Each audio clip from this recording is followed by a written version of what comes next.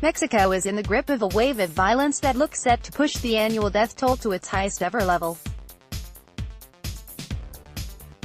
The election on Sunday marked the culmination of the bloodiest political season in the country's history, as 145 politicians had been murdered by drug cartels looking to install their allies in key posts and eliminate their rivals.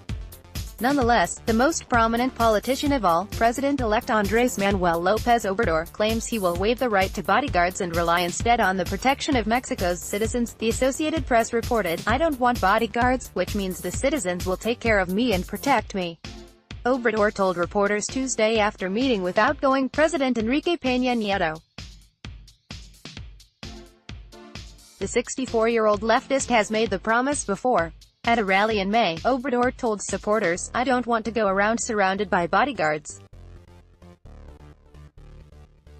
I want you to take care of me. I want the people to look after me." The Mexican Secret Service is a unit of the army, and Obrador has said he will dissolve the service back into the larger military structure.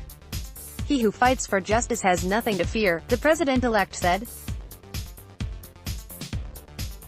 "I do not want to have bodyguards." Obrador comfortably secured victory in Sunday's presidential elections, thanks to his populist appeal and anti-corruption message.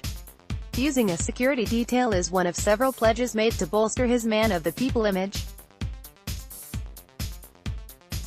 He has already said he will not live in the presidential palace in Mexico City, known as Los Pinos, the Pines.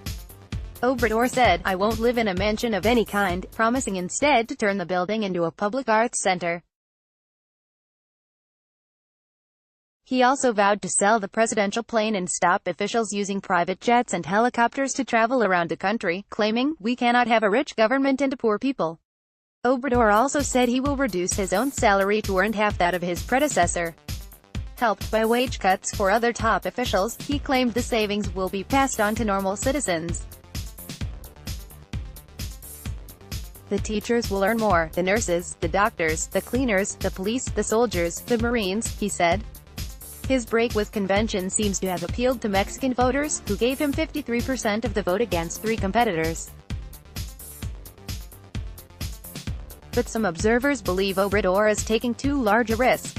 José Antonio Crespo, a political analyst at Mexico's Center for Economic Research and Teaching, told the Associated Press that waiving protection is an act of absolute irresponsibility. "It is a little demagogic to say, I am just like anybody else, I have no privileges, when he isn't just an average citizen, he is a head of state," Crespo said.